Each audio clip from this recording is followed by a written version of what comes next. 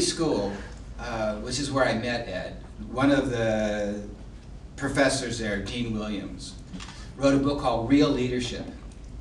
And he said that real leaders solve real problems and use valuable resources wisely. Counterfeit leaders solve false problems and waste valuable resources. Today, from Kansas, we have a real leader. So let's give a warm Halifax welcome to Ed O'Malley.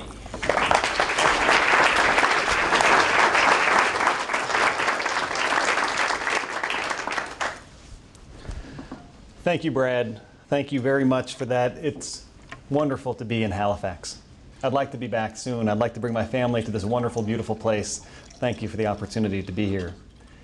The Kansas Leadership Center, in short, is trying to transform the civic culture of Kansas. We're trying to transform the civic culture so that it is one that is better able to make progress on its most daunting challenges. The types of challenges that keep it from being the strongest, the most prosperous, most healthiest place it can be. So today I'd like to tell you a bit about that story. I'm not here to say that the story is an exact story that should be replicated here, although my hope and my assumption is that there are elements of our story that could be quite useful here in Halifax, here in Nova Scotia, and the greater Atlantic Canada. Let me start by telling you a little bit about who I am, so a little bit of background so you know who you're dealing with for the next hour or two. And then I'd like this to be a very engaging time together. So while there'll be plenty of time for you to ask questions, I want to prepare you for the reality that I have some questions I'll be asking you. And I'd love for you to answer those questions. They're not rhetorical, they're real questions. And so we'll get to those in a minute. But first, let me give you a little bit of background of who I am and my journey to you today. A few things first about my family to help put some of the work related to leadership development and civic leadership that I've done into context. I have a wonderful Aunt Kathleen who passed away a few years ago. She was a member of the Sisters of Loretto. She spent her life helping poor people, mainly in Denver, Colorado. She worked hard at bridging different factions in Denver, Colorado to help bring more attention and resources and help to people who needed it. And at her funeral, she was described this way. She was described as a woman who encouraged us not to conform and inspired us to head in the same direction differently. That's my Aunt Kathleen. Encouraged us not to conform. So she's the type of Catholic nun that would really like the liberal politics of Canada, just to put this all in perspective. She was very worried when she heard that I was getting into politics in Kansas. Okay? But she's the type of person that would encourage people not to conform, and she had a way to inspire people to head in the same direction, but find it in their own way. Maybe that's what's happening here in Nova Scotia, right? Different ways forward, but we're headed in the same direction. So that's a very important influence on me and my life and how I thought about what does it mean to work with other people and work together to accomplish things. Another piece of family background that could be helpful in shaping your understanding of where I come from, and it comes from my father. So I have a background in politics. I was in the Kansas House of Representatives, and my first day in the House, I received an email from my father. There was no commentary to this email, just 2 lines of poetry. That's all it was. No, how you doing, son? How's the first day? Gee, I'm sure proud of you. None of that. 2 lines of poetry from my dad, who always has a way of helping me stay humble and remember where I've come from. And the lines of poetry were from the American poet Samuel Johnson. And they simply read, "Of all the human heart endures, how small the part laws or kings cause or cure." Okay, so here I am, first day in the legislature.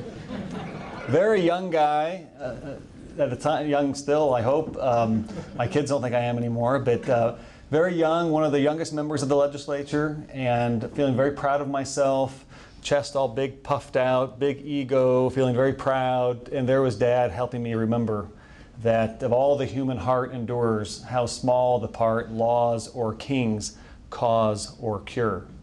That's not a commentary on big government versus small government. I think it's more a statement of reality, that the things that bring us joy and hope and love and the things that bring us ill are often more deeply rooted than what laws and kings can cause or cure. So that influence, not just those lines of poetry, but that influence, that upbringing, that type of perspective from my parents very much helped shape me and who I am and how I thought and still think about my work related to civic leadership. Another final example about family that might, again, help shed some light on who I am and how I went about creating this thing called the Kansas Leadership Center. When I was a young boy, my grandmother and her two of her brothers, began to start a foundation. Not because they had money, they didn't, but because they could raise money, $20 and $30 donations from a lot of their friends and family. And this foundation today brings in $100 million a year and distributes $100 million a year, working in some of the poorest places on the planet, helping with education and health projects, and places that make people who are poor in Halifax or in Wichita, Kansas look rich. Now, hearing my grandmother talk about those things and hearing my great uncles talk about those things as a young boy helped really shape how I thought about this idea of leadership for the common good. I mean, these were people that Grandma would never meet, but yet for some reason she was dedicated to spending time and energy trying to do something to make a difference for them. So those are just a few influences that have happened in my life that help shape how I think about this idea of leadership, what it is, what it means. I had the opportunity to serve in the legislature, as I mentioned, and politics is one of those things that Joanne and I were talking about going door to door. How many folks have gone door to door before for a political campaign? Right, a handful of people here. Isn't it fascinating? And even if you don't like it, it's just a fascinating experience to have to go up door to door and talk to people and listen to them. And at the same time, trying to present yourself or your candidate as someone that they should believe in. It's a fascinating experience. But that experience of being in politics was a fascinating thing for me. I served 4 years in the Kansas House of Representatives. I'd worked for our governor before that. And it was, again, a place where I thought a lot about this idea of leadership. And one thing that was on my mind often while I was in the legislature was the reality that even though I had attended lots of leadership training over the years, lots of it, okay, really beginning kind of late in high school and then through college and then after college, lots of formal leadership programs in the community or in schools in the area, universities, things like that. None of them prepared me for the environment I faced in the legislature. Okay? None of them prepared me to be successful, to be effective. And so that was on my mind a lot. I kind of wanted my money back from some of them.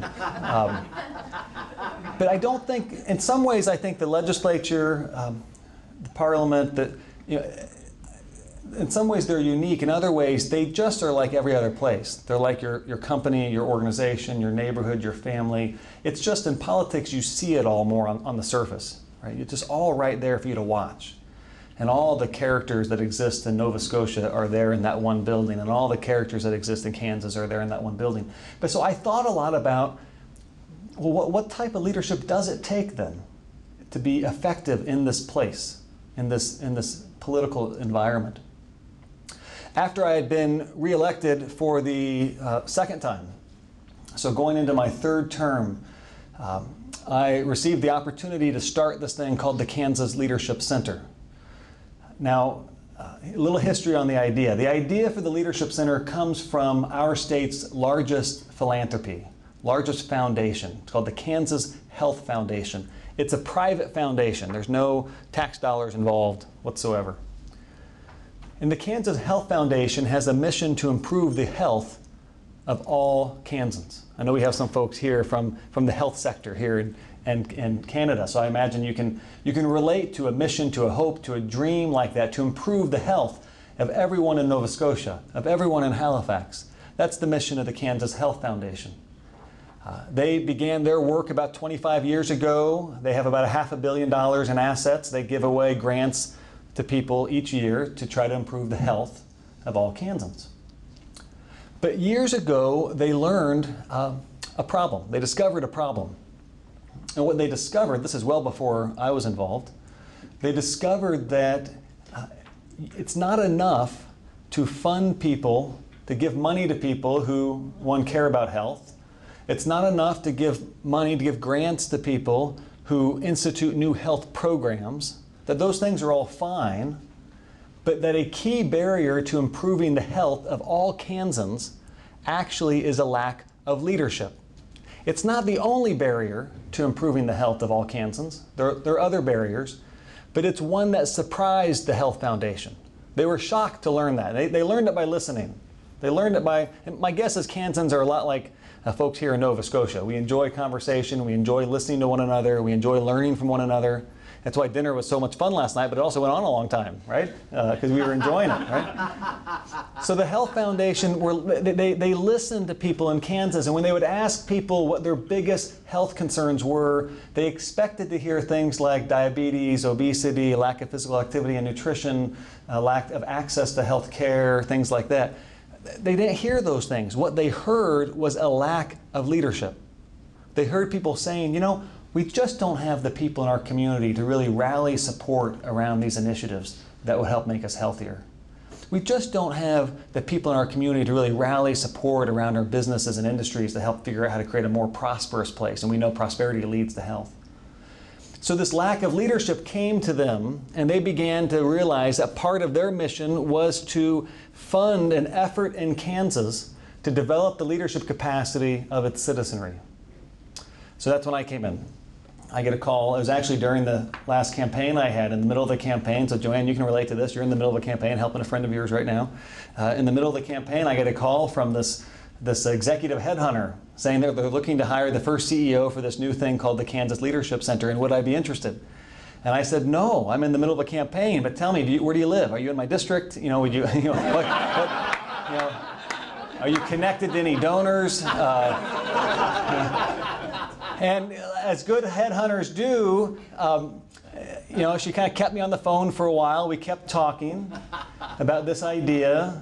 And I was intrigued with the idea, but I was so focused like a laser on what was right before me, this idea of a campaign. And maybe you've all been there, whether it's in politics or not. You're so focused on that thing right in front of you. Right? All your energy is about that thing, whether it's that project at work or whatever it is. And sometimes you got to zero in, and that's good. But I was so zeroed in, I couldn't quite comprehend what she was kind of explaining, what she was talking about. But she kept me on the phone. And I actually, this is a true story, I actually ended up learning that she was a constituent. Okay? Her name was Angie Salmon, and Angie was a constituent of mine. So now I have another incentive to play along at least a little while, right? Listen. And so sure enough, one thing leads to another, and I keep talking, and one interview led to another. And eventually I became very interested in what the Kansas Health Foundation and this woman named Angie Salmon, who was doing the recruiting for this position, was talking about. And I began to realize that this idea of all the human heart endures, how small the part laws and kings cause or cure. The idea that while being a member of the legislature provides the opportunity to do good, there might be other ways to do good that could have more impact. And the idea of starting this thing called the Kansas Leadership Center seemed like it might have that opportunity. The Health Foundation was going to invest an initial $30 million to start it. So $30 million dedicated to fostering leadership for the common good. That's kind of a neat idea. And a promise to keep funding it forever. Okay, so the $30 million is for the first 10 years. A promise to keep funding it forever. And we're in year 7. The plans for year 11 and year 12 and year 13 are on the books. Things are looking good. And it's an incredible relationship we have with that funder. So the foresight of that funder, I think, is an incredible example of leadership. But so I end up accepting this opportunity, and my wife and I move our family from the Kansas City area to Wichita, Kansas, about a 3-hour distance. I had resigned from the legislature. And I remember the first day, my first day working on behalf of this idea. You can't even call it really a thing yet. It was just an idea, the Kansas Leadership Center. The Health Foundation gave me a temporary office in their facility. And I walked in and was introduced to a few folks. I was shown where the coffee is brewed and where the snacks are and how the copy machine works. And then that was it. And they in essence said, here's $30 million, go figure out how to build the leadership capacity of Kansas. And I think what an incredible example of leadership from that organization, of being able to let go and trust somebody to figure it out. And but I'll be honest, I didn't know how to figure it out. So I remember shutting the door and kind of thinking to myself, what in the heck am I going to do now? And right about that time, my father called on my phone. So I took my phone in my pocket, saw it was my dad. I answered the call. And no commentary or anything. He just said, hey, did they give you the 30 million yet? Is it in like a briefcase? How's that work? I said, well, Dad, actually, I haven't, now that you think of it, I haven't seen the 30 million. I'm not sure how that's going to work, but I guess it's in a bank account somewhere. I'll figure that out. But so I didn't have a clue how to start this thing. And maybe you've been there before too, where you're at the beginning of a big initiative. You're at the beginning of a big project. And there's a lot of expectations. Right? And there's a lot of hope, a lot of aspirations. And by this point, a lot of people in Kansas had heard about this idea, had heard about this goal, this dream, this vision of building the leadership capacity of a state. You know, what the heck does that really mean? Leadership is such a trendy subject. But people are kind of into it, so nobody really knew what it meant, but they kind of liked it. So maybe you've been there before. Well, what I did, knowing that I wasn't nearly smart enough to figure this out, is I just started listening to people. We started talking to lots of people. And I say we, I quickly put together a staff and different things. And we went all around Kansas asking questions. I want to ask you some of these questions. They're the same questions we were asking Kansans, and they're the questions we used to flesh out what should this thing be? What should this Kansas Leadership Center idea really be? Because the temptation was to get busy and to quickly start doing things. And I don't know about you, but I think the world is full of really busy people, but we're lacking really purposeful people. And there's a big difference between being busy and being purposeful. And so here we were with this situation, this opportunity, this really gift to our people in Kansas, this opportunity to be very purposeful with how we go about creating this entity that is meant to help foster a stronger, healthier, more prosperous place. So we took our time. We asked lots of questions, and I'd like to ask you some of those very same questions. After we talk about the questions I have for you, there will be time for you to ask questions of us. But let's get started with these questions. So when we began this, one of the challenges was to think about, well, what is leadership? What exactly does that mean? It's so trendy. It's so really overused, I think, in language. There are too many books about it. And then here we just went and wrote another one. But so what exactly is it? And as we thought through that, we began to also think that, this is an incredible resource for our people. You talked about Dean Williams' quote about real leaders use real resources. I think it's part of it. So this was a real resource, an important resource for our people. And we wanted to be very thoughtful about how to use it. We also began to think that, it seemed to us that leadership should be focused on the big things, the things that really matter. So we began with the question that I'll ask you now. And the question is simply this. When you think about the future of your community, what concerns you the most? When you think about the future of your community, what concerns you the most? And what I'd like you to do, I'd like each of you to come up with an answer in your head. And in just a moment, I'd like you to, with a partner sitting next to you, in twos, maybe in threes, but please don't do it as a whole table because you won't all get a chance to talk. I'd like you to share what you came up with. When you think about the future of your community, what concerns you the most? Now, there are no right or wrong answers to these questions, but each question will build off the other one. There are 5 questions that I'd like to chat with you about. And this is the first one. I want to pay particular attention to the final 2 words of the question. When you think about the future of your community, what concerns you the most? So we're not wanting a laundry list of your concerns. which most of us are able to do. Okay? We're wanting you to prioritize. We're wanting you to really imagine what's the thing that concerns you the most. Again, no right or wrong answers, and nobody will hold you to the answers you come up with today. But hopefully you've had time to come up with an answer as I've been chatting here for a moment. So take about 90 to 120 seconds and quickly, a word that we like to use in Kansas, I'm not sure if it's a word used up here much, is pithy, in a pithy way. That means brief, quick, short. In a pithy way, describe this thing that concerns you the most to this person sitting next to you.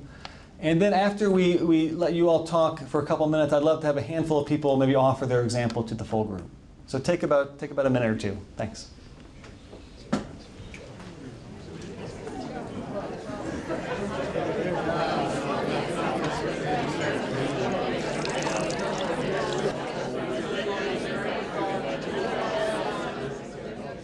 So what I'm going to ask you to do is to keep that concern that you just thought about and you just talked about. I'd like you to keep it in mind while you think about the next few questions. I want you to don't lose sight of that thing that concerns you the most when you think about the future of your community.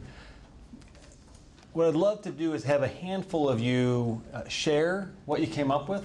If you don't want to share what you said, you could always just share what somebody else said. You know, that's fine. Yeah. And just a handful of examples would be good. So who would like to help us out? Yes, ma'am. Go ahead. And speak real loud if you could. Stand up. Share my colleague's remark. Wow. The well-being of our children.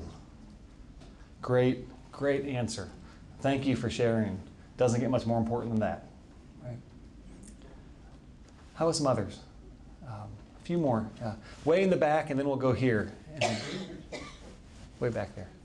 Thank you for sharing the idea of employment. I think the front page of your paper had the results of a poll done of the voters and jobs #1, right? Which no big surprise there, but the idea of poverty and education, these social determinants of health. Great, thank you for that.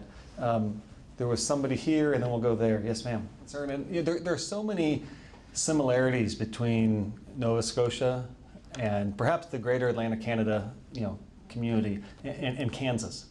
I mean, you got to remember we don't have any of the water, but beyond that, there are so many similarities in terms of the rural-urban divide, in terms of what you just described. The way that gets articulated in Kansas is kind of we're average and darn proud of it type of thing. The 75th percentile is good enough for us.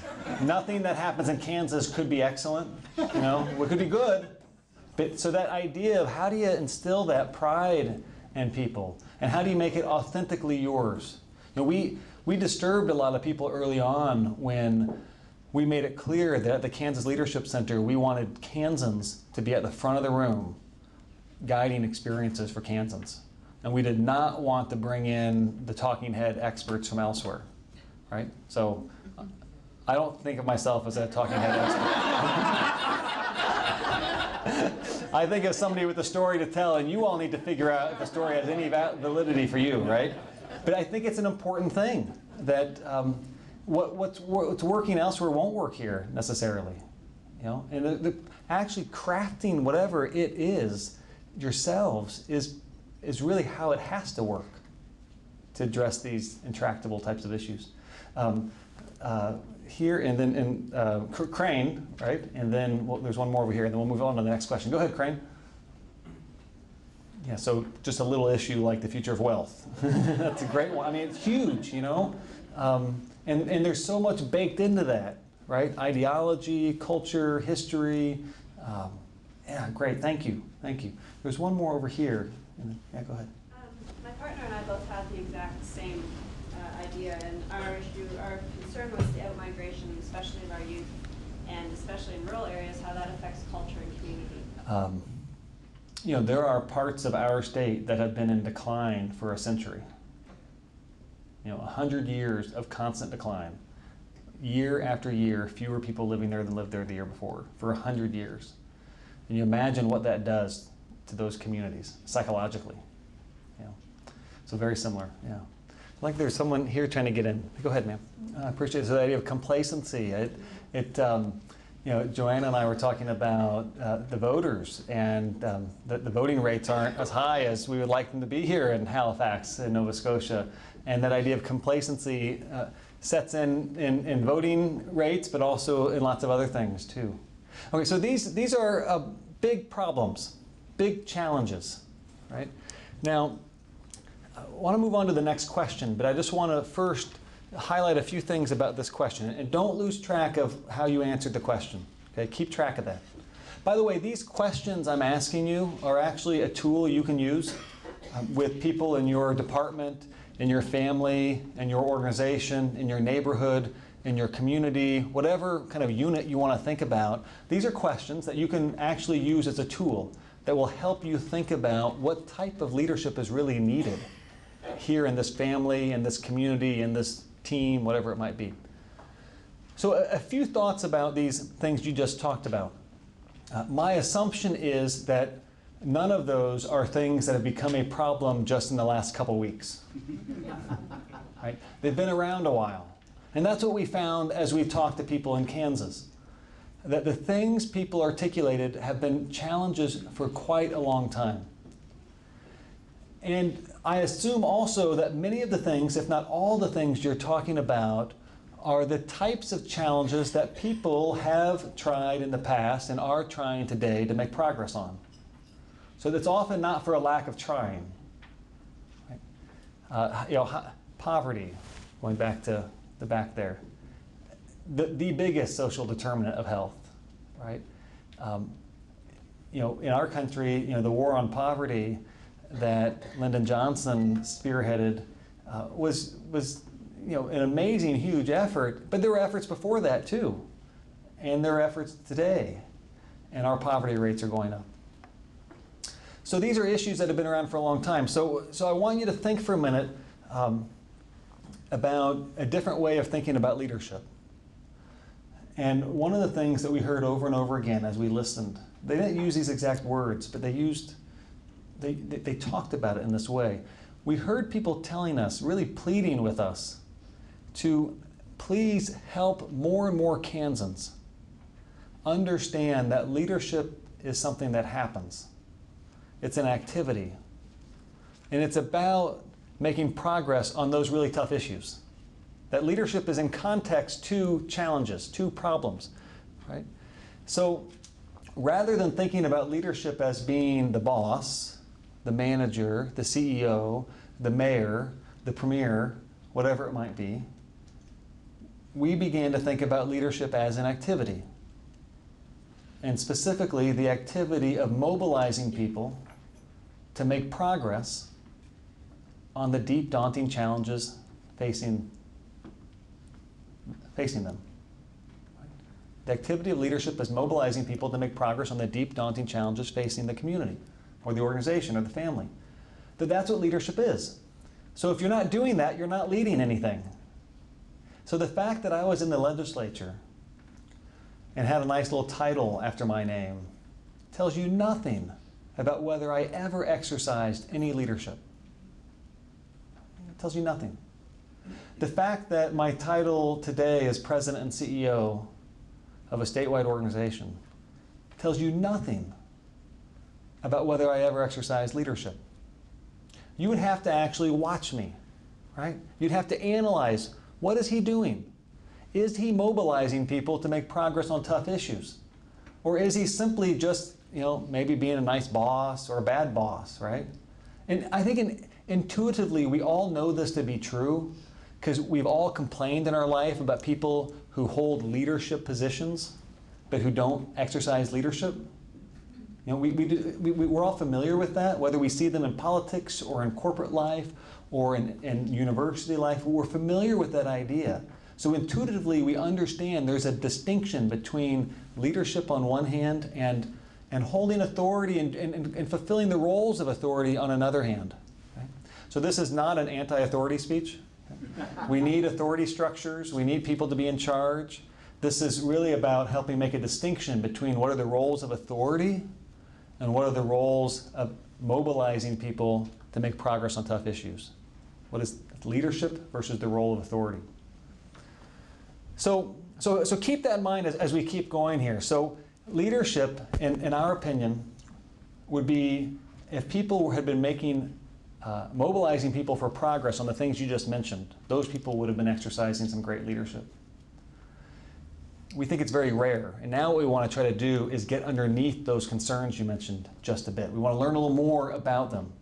See, the temptation is to stop there, to kind of state your complaint about your organization, your community, your company, your family, your neighborhood, whatever the context is, and to kind of stop.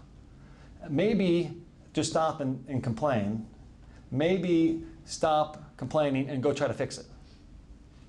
Right? Well, we want to stop and do something different. We want to try to understand it a little more. So my next question for you is, thinking of the thing that concerns you the most, keep that in mind. What makes progress difficult on this thing that concerns you the most?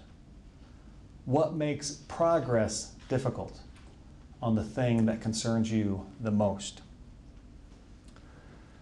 You know, these are concerns that have been around for a long time, the things you answered to question 1. Another way of thinking about those concerns is that they are things that are crying out for more leadership. Okay? They've been around for a while. They must not be getting the leadership they need, which is kind of a hard way to think about those things from time to time. So let's try to dig in. What makes progress difficult on the things that concern you the most? Take a couple minutes to chat, and then we'll come back as a large group. Yeah, this idea of synchronization, that you might have your timeline, but your timeline might not sync with the timelines of other organizations. And there are a lot of folks in this audience, from what I gather from meeting people as the event was beginning, are involved in community organizations, civic organizations, and you rarely do anything all by yourself. It's usually in conjunction with others, in this synchronization of timelines. What a great element that makes progress difficult. Yeah. How about some other ones? Other things that make progress difficult on these things that concern us the most?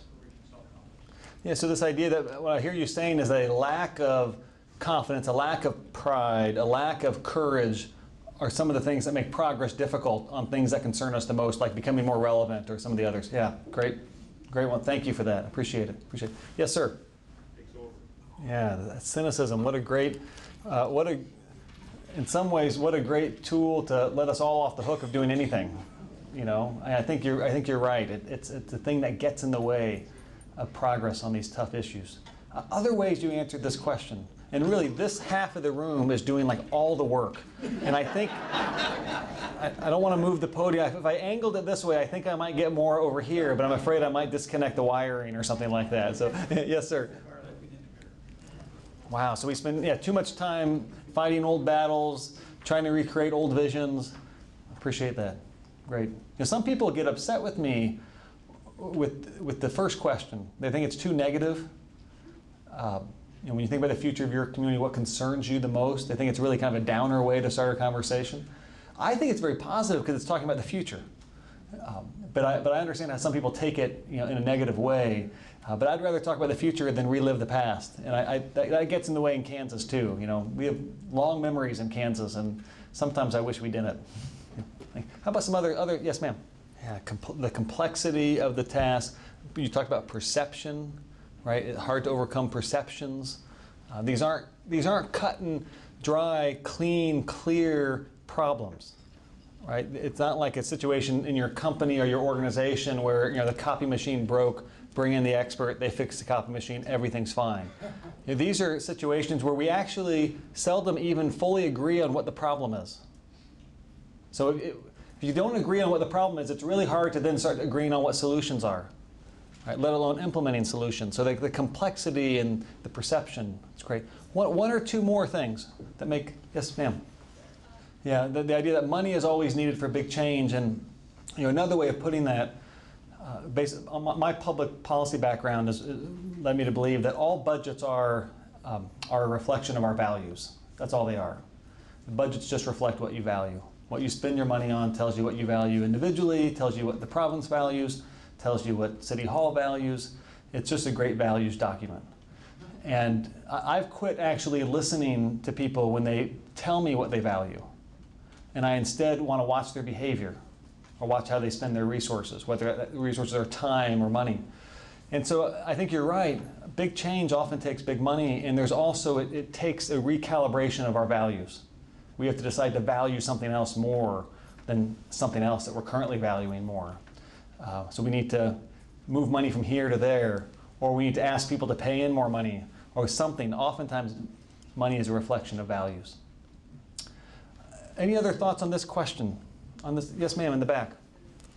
Yeah, a disconnect among organizations and people, a lack of collaboration. I think I heard you say the same people are often involved, which is, I'm sure that's similar here. It certainly is back home in Kansas. We call them the usual voices, and it's really hard for the unusual voices to find a way to get involved.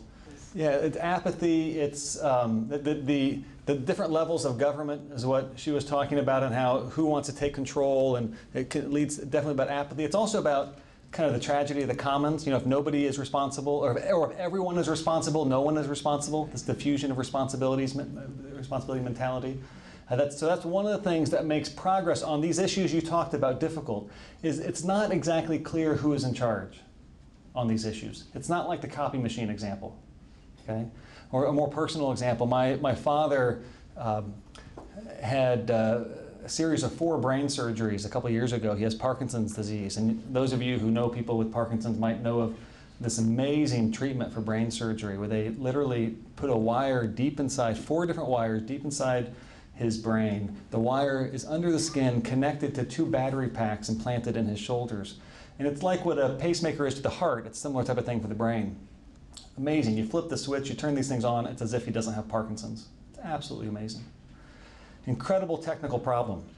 Very clear who could solve it. The neurosurgeon. Very clear who could solve it. Very clear what the problem was, Parkinson's. Very clear what the solution was, these wires and these battery packs. Very clear who had to do the work, the neurosurgeon. Very complicated work, though. Let's not try to treat that like the copy machine example. Very complicated work. Tremendous expertise, tremendous talent in that neurosurgeon. But that procedure wears off after a few years. Begins to wear off after about 2 or 3 years. They estimate that usually 5 to 7 years is the most benefit you'll get out of that. So now we're in a situation, 5 to 7 years later, where it's wearing off. So where we had a situation where the problem was clear, the solution was clear, the person who had to do the work was clear, now we're in a situation where the problem is we're really experiencing Dad getting Parkinson's all over again. It's really hard to define what exactly is the problem. Is the problem Dad's driving and he needs to stop? Is the problem that his confidence is, it's hard to do a lot of things he used to do, right? Is the problem how we relate to Dad? I mean, it's hard to figure out what's the problem. The solution, what in the world are the solutions? You know, this is an adaptive challenge for our family as we deal with this, and as Dad deals with this. So the point here is that these challenges you're talking about are more similar to these what we call a deep, daunting, adaptive challenges with no clear solution, no clear one responsible, and everybody has a piece of the work.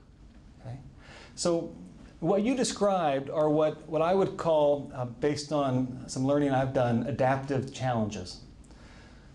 Brad talked about the Kennedy School of Government. When I was starting the Kansas Leadership Center, we were listening to Kansans in every corner of the state.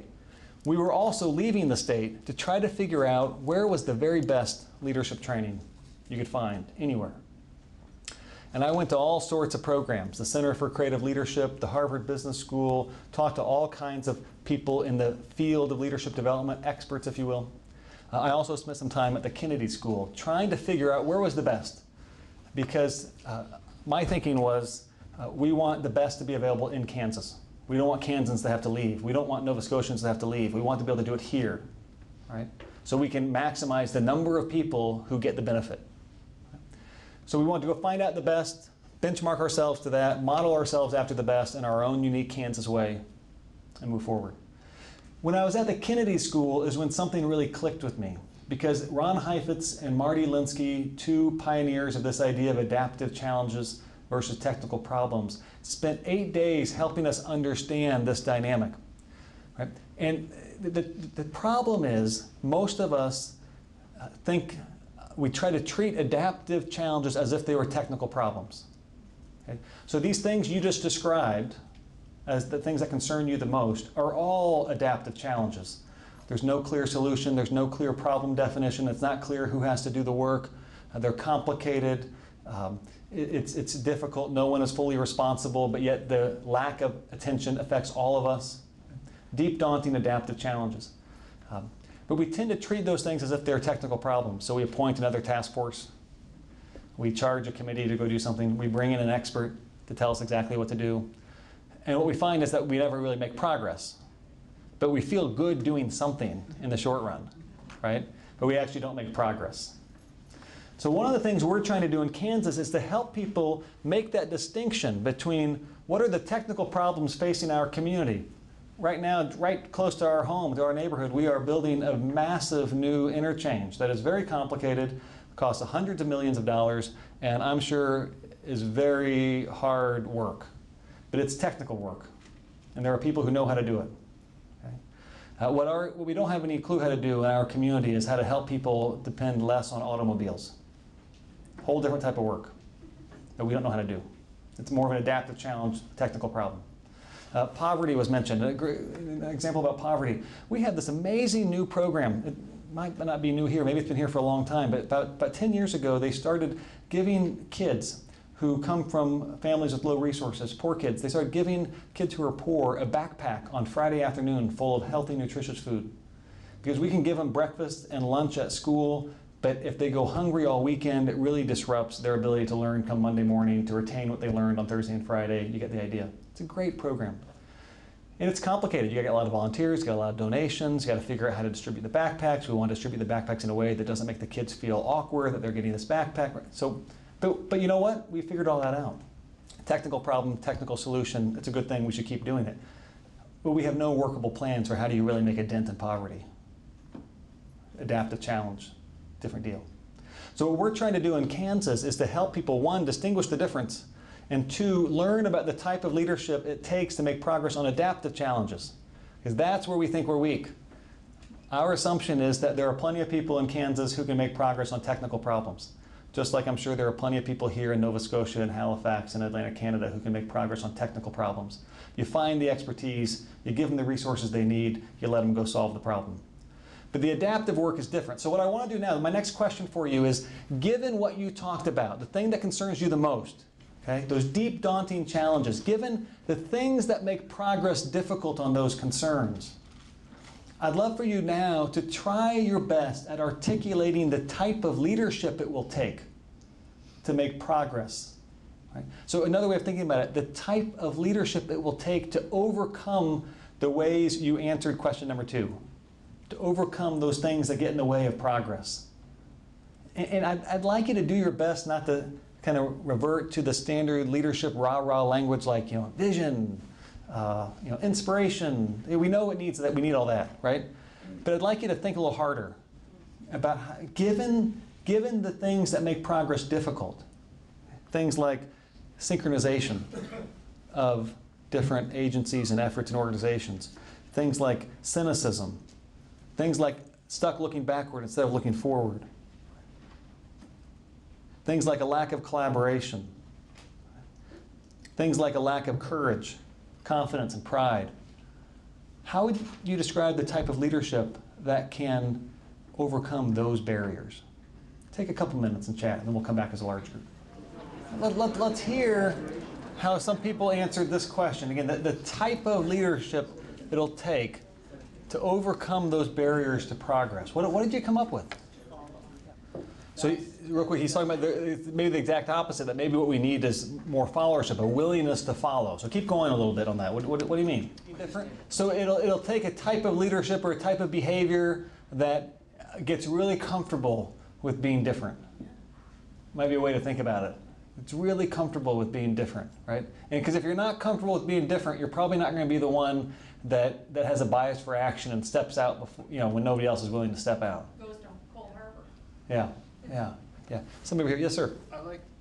Yeah. So this idea of we have to do things differently, and that can mean lots of different things. I think a lot of times our temptation is do things differently is to come up with a different idea and implement the idea. And maybe what the things that need to be done differently are actually more connected to how do we engage people, how do we synchronize people, how do we provide space for people, but we've got to do something different. And a piece of this too, though, is recognizing that the way things have been going are serving some purposes, right? So there's no such thing as a dysfunctional system, right?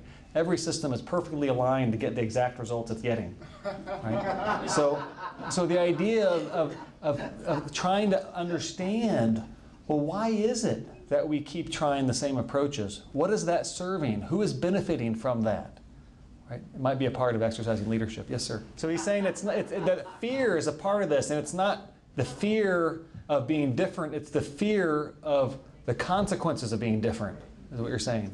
Yeah. So it'll take a type of leadership perhaps that can overcome that fear, or just exist in the presence of that fear, perhaps. Courage, some people talk about courage. I don't think courage is the absence of fear. I think it's action in the presence of fear. Yes, sir. So he's talking about we need a type of leadership that can, I hear you saying, just be more frank and transparent about the lack of knowledge of the way forward and the lack of knowing what to do. Why doesn't that happen, though? What gets in the way of that happening?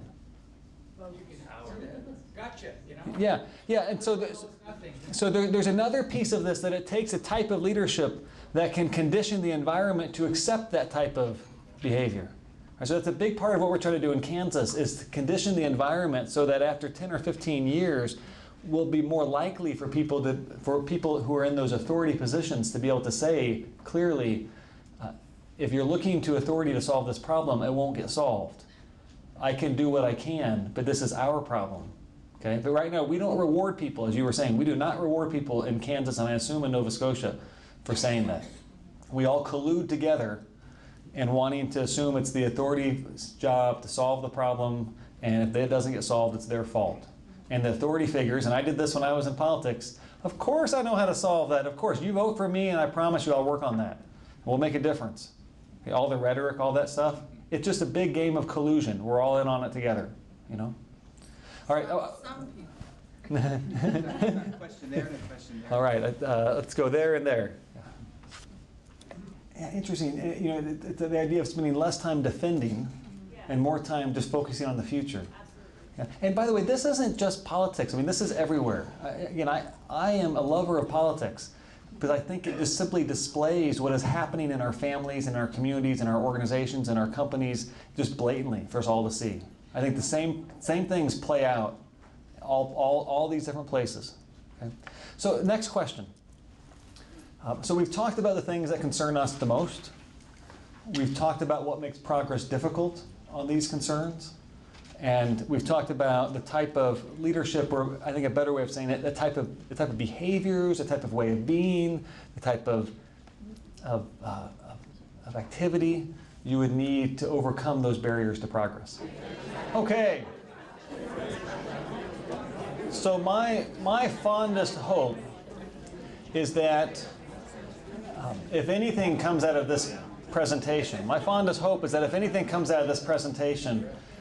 is that question that you just spent some time talking about will be a question that stays on your mind.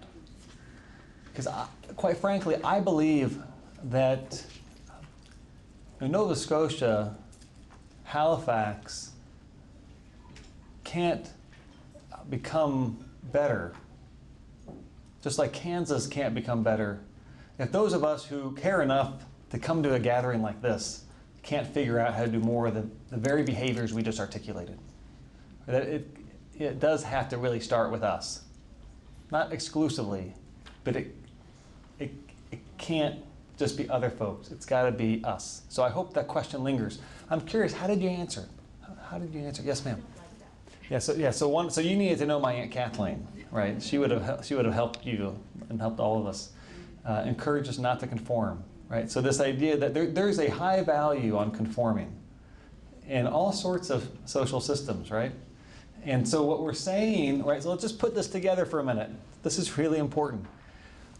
What we just said was that it'll take a type of activity, behavior, call it leadership, whatever you want to call it, that will be different, right? And when that came up, there were a lot of nods of, yeah, we need to be different, different. But yet now we're also just saying that there's pressure to conform, right?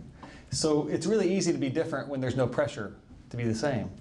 But on these types of really tough issues, there are things going on that are pressuring us not to be different, right? Not to try different things, right? Or substantially different things. So it's a huge idea. It's a huge idea. Yeah, this idea of conforming. Yeah. Yes, ma'am. I think that would be connected to that. That's tremendous. It's a great example. And so those who couldn't hear, the idea that we, as adults, we create this kind of fail-safe kind of dichotomy where we don't have safety, we don't create the conditions to be able to fail without it being really bad if we fail. It's not failing either. Yeah, and It's calling it that. we just wrote a big article on called "When We Fail," the cover story of our most recent magazine that we published, and it's all about our orientation to failure. Sometimes I think what we're really trying to do in Kansas is desensitize people to failure. You know, a lot of it boils down to that, getting people to have a new relationship with failure and see it as experimentation and learning rather than failure. In our life, that's Yeah, what we learn. yeah, exactly. Well, if you think about it in terms of a laboratory, well, what can we learn from the sciences? We can learn a lot. Scientists experiment in the laboratory, and they expect failure, right? The experiment fails 197 times, and on the 198th time it worked because they learned a little bit each time, right? Other ways you answered that question. Yes, sir. Yeah, so one of the things that makes it difficult for us to exercise these behaviors, activities, this leadership, is it can be incredibly lonely, and you're beginning to offer one of the solutions, which is to find allies to collaborate with, right? To support each other with.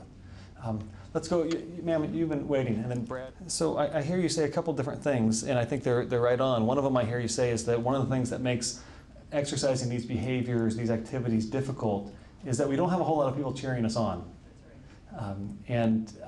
So we might think about, well, how do we find those cheerleaders, but also how do we become those cheerleaders for other people? Because again, you would be cheering people on to do things that are probably actually going to make you uncomfortable, right? Because you're being. The books I ever read was Everything I Ever Needed to Learn, I Learned in Kindergarten. Yeah, well, I love that kindergarten book. Yeah, yeah. Fabulous book because again, it's just people find things that people are doing right now. Yeah, it's great. Wrong.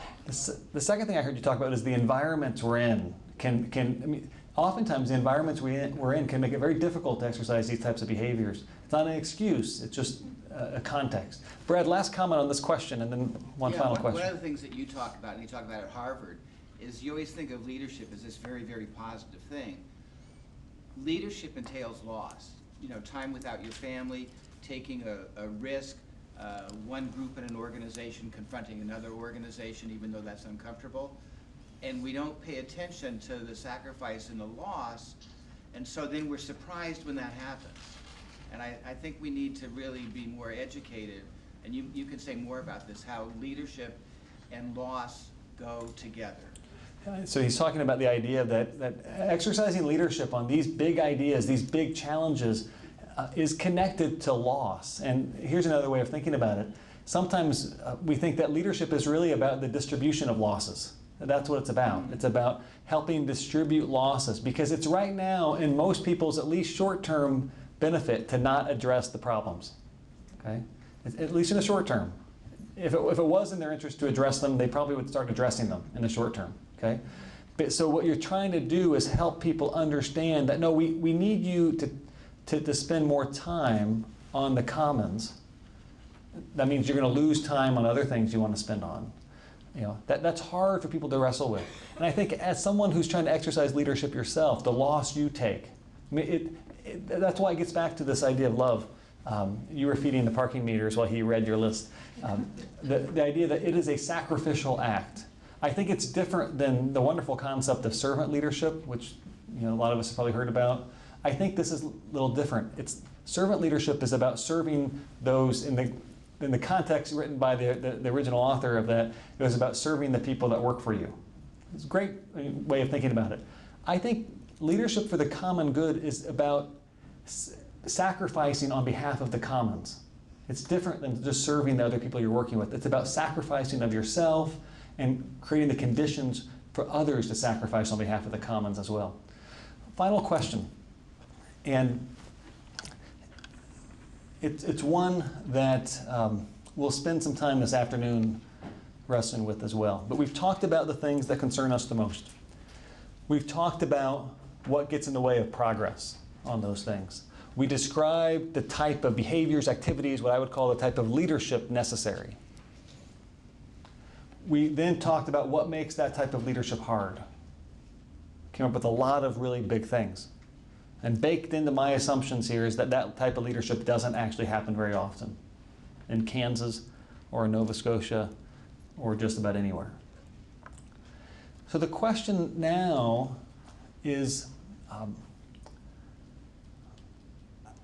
how do we develop that type of leadership more broadly in a community? How do we develop that? And this is going to be, we want to honor the idea of a break right at 2:40. So my watch shows we're almost there. So this is a question I'd like you to contemplate on the break. How do we develop the capacity for more people in Nova Scotia, in Kansas, in our families, in our companies? How do we develop the capacity for more people to overcome those issues that make the leadership hard, that make those behaviors hard? How do we do it? In Kansas, what we're banking on, and I have no idea whether this is the right strategy for Nova Scotia. I have no idea. My hunch is that there are things you can learn from what we're doing, but you need to make it your own. In Kansas, our belief is we have to be very intentional about building the capacity of people on a very large scale to be able to overcome those things that make leadership difficult, right? So for example, to be more comfortable with not conforming, because going back to our comment over here, if people aren't comfortable with not conforming, we're not going to be able to make progress on any of this stuff, okay? Get people more able to think of what they're doing as experimentation rather than fail-safe, you know?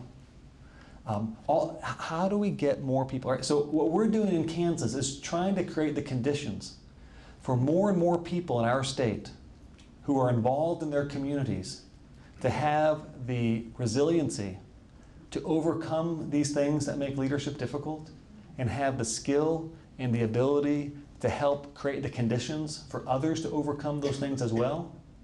And our belief is that if we can do that on a big enough scale that matters, we have a shot at transforming the civic culture of our state.